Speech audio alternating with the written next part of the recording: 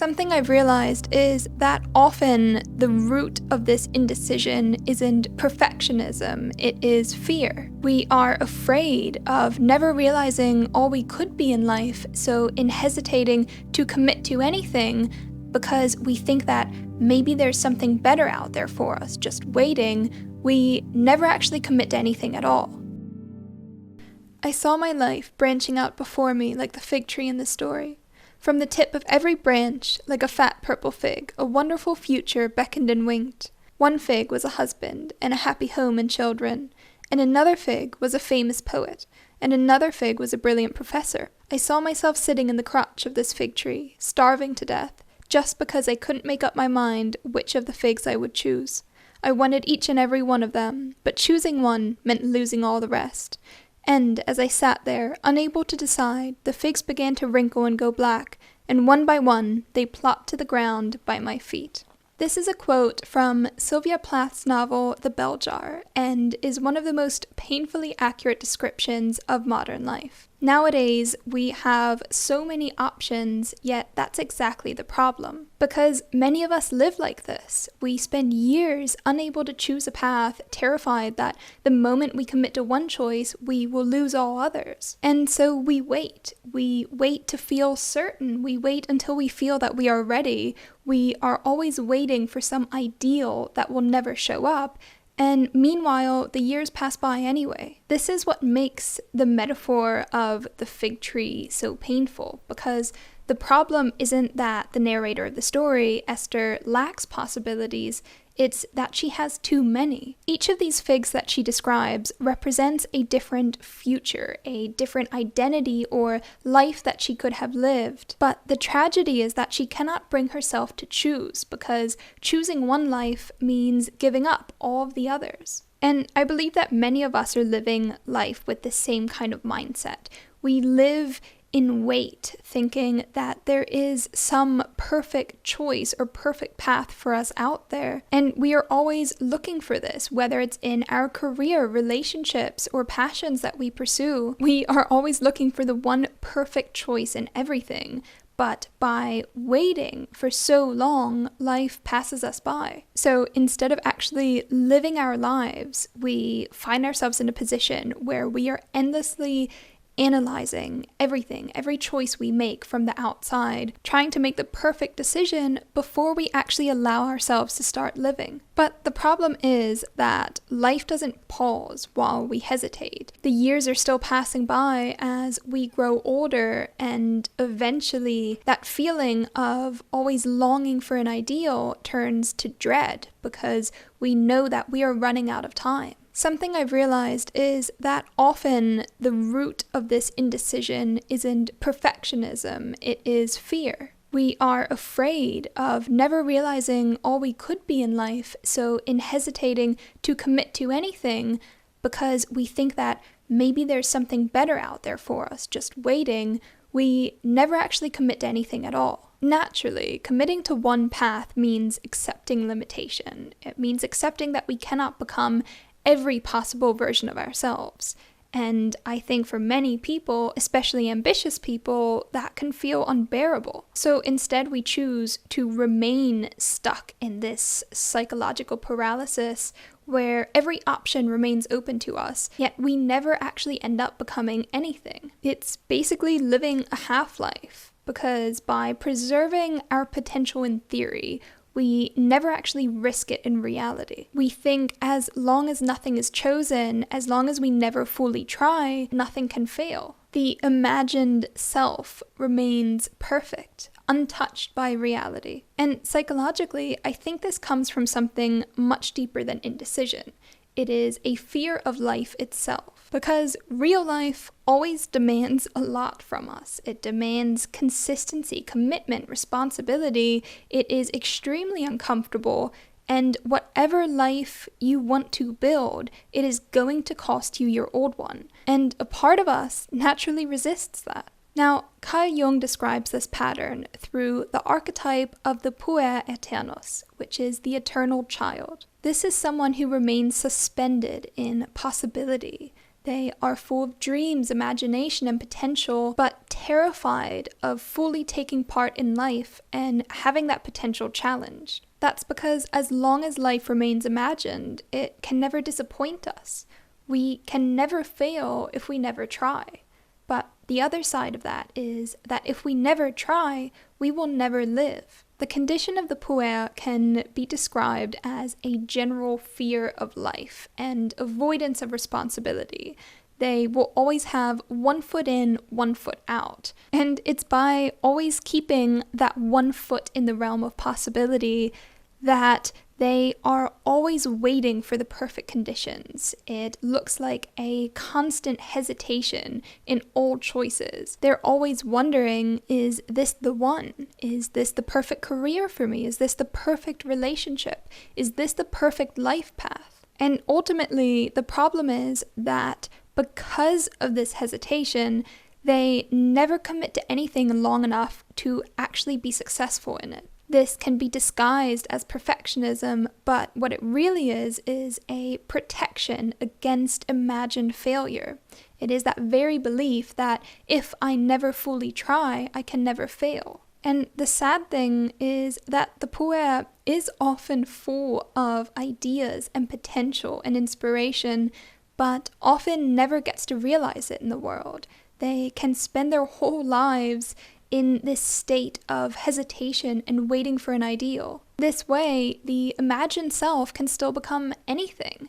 Everything is a maneuver to stay in this stagnant fantasy and avoid reality, because reality threatens this very fantasy, because it demands proof. It demands that we fail and learn from our experiences. And instead of just imagining ourselves already living the ideal version of all of these different lives, we actually have to put in the uncomfortable work to get there. So in that sense, I find it's understandable. It makes perfect sense. If we can just imagine the life we want to live and we can feel a similar sense of joy or even pride in that, then why face reality? Why should we face that discomfort, put in the work? Why should we risk failure and realize that we are not the person we imagine ourselves to be? Whatever we choose to do in life, trying means confronting the possibility of failure and limitation,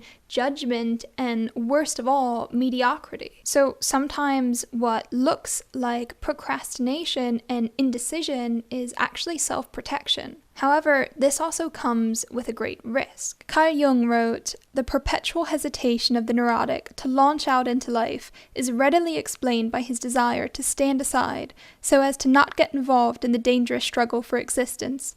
But anyone who refuses to experience life must stifle his desire to live." And this is exactly why this constant search can become poisonous very quickly. Those who refuse to live, to take risks, to confront failure, to try, must also give up on life. This is where we see all sorts of self-destructive habits, addictions, reckless behaviors. They're all ways to avoid reality and stay in this fantasy. The puer will come up with every excuse to not face reality. They will blame others for their failures. They will use all of their own experience in order to create a victim mindset. And this is all a way to avoid reality and the responsibility that comes with it. And we see this in the narrator of The Bell Jar. Esther is a pretty unlikable character. She is arrogant. She is obviously very intellectual, and she sees the world in a very negative light, where she is constantly judging and blaming other people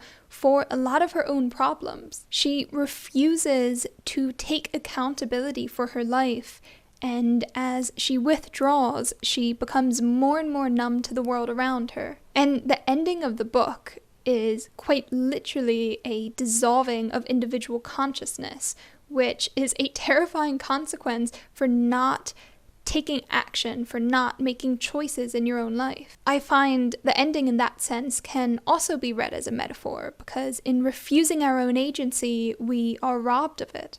And honestly, for a long time, I lived a lot like this as well. I didn't know what I wanted to study, I didn't know where I wanted to live, or who I wanted to become. I saw so many different futures and paths branching out before me that I felt paralyzed. And I think that's why this story resonated so much with me, because I was lucky to have many choices, many possibilities, yet I struggled to choose and commit to any one. I was waiting so long for certainty, for some undeniable feeling that this was the right path for me. Just like Esther, I felt afraid that choosing one path would close the doors on all others, and that there might have been a different one that would have suited me better. Who knows? But you know what? Life still goes on, and we have to choose anyways. I also realized that a lot of these are impossible questions to answer, because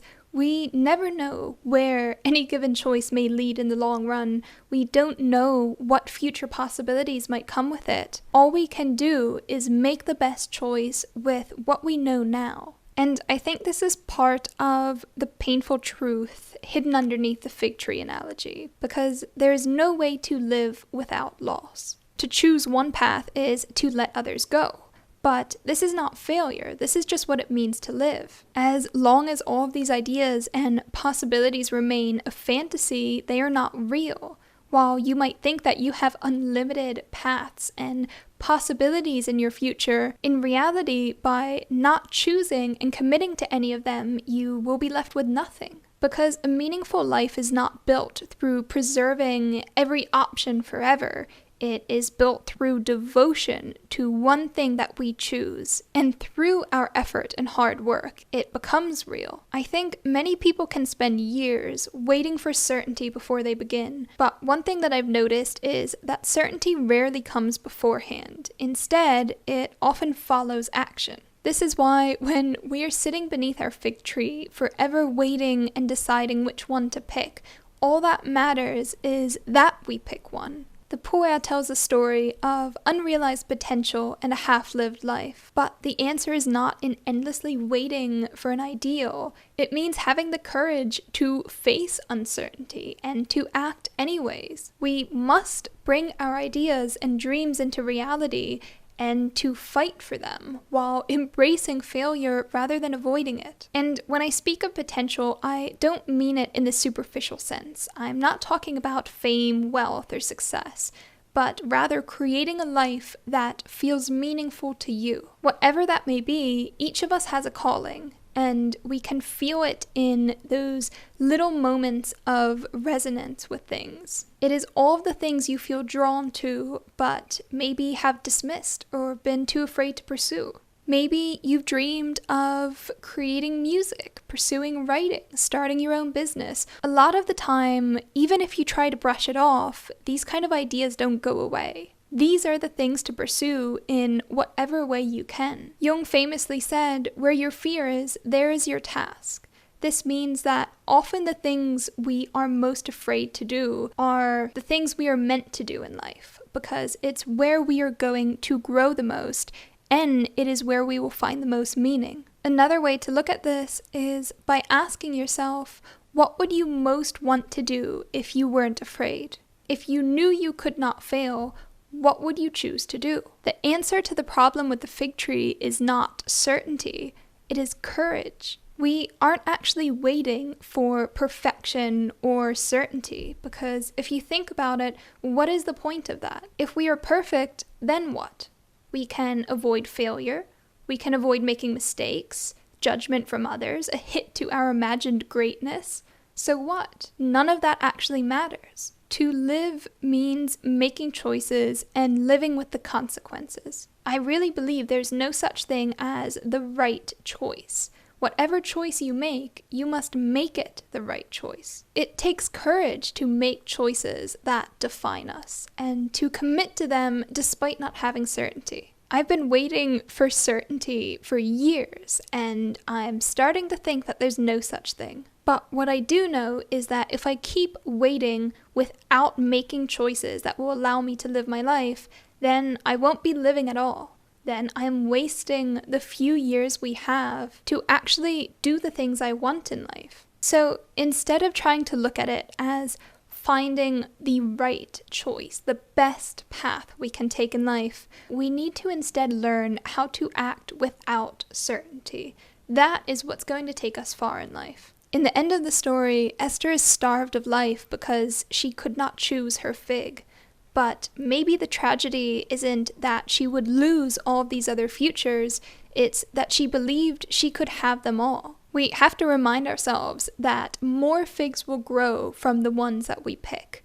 We need to tend to them, to grow them with hard work, and new possibilities will emerge. I think the danger in this story that a lot of us can relate to is that if we spend our whole lives waiting for the perfect choice, the ideal, the best life path, then we will never actually live. There are people who spend their whole lives imagining who they could have been, and there are people who actually dare to become someone. I believe to live fully requires a certain audacity. It requires the willingness to choose and commit despite uncertainty, to embrace imperfection and failure, especially failure, because these are the stepping stones that will actually lead us towards our goals in life. So if you also feel trapped in indecision, know that you're not alone. I think this is one of the most universal struggles we can face, and it's not necessarily a bad thing. It shows discernment, but that is only of value if we also know how to act. Perfectionism and procrastination are nothing but tools we use to avoid facing reality, to avoid having to prove our potential to ourselves. We are so afraid that if we actually try and fail, that it means we can never live our dreams. But that's not the best way to think about it. Personally, I'm a big believer that whatever we can set our minds to, with enough time we can achieve it. But it will absolutely require a lot of failure. But that isn't a hit to your self-worth or the potential that you envision in your mind. It is rather the very lessons that you need to learn in order to get there. Failure is nothing. It is a step forwards, a proof of your effort. The more you fail, the closer you will get to your goals. Imagine reaching the end of your life. Would you rather know that you gave it your all, or feel regret that you never fully tried? That you will never know what you could have become if only you had committed yourself fully to it? So, to sum things up, take the leap. It doesn't matter what you choose, it only matters what you make of it. Maybe no choice will ever feel completely certain. Maybe any life we choose will require the loss of other possible lives, but the years pass anyway. And personally, I would rather fail at attempting to become something real rather than spending my whole life preserving the fantasy of who I could have been. But thank you so much for watching. I'd really love to hear your thoughts on this topic as well, because I believe every one of us shares this same struggle. This video has just been some of my own thoughts on the topic, which I hope will help. Thank you so much for watching, and I'll see you next time. Bye.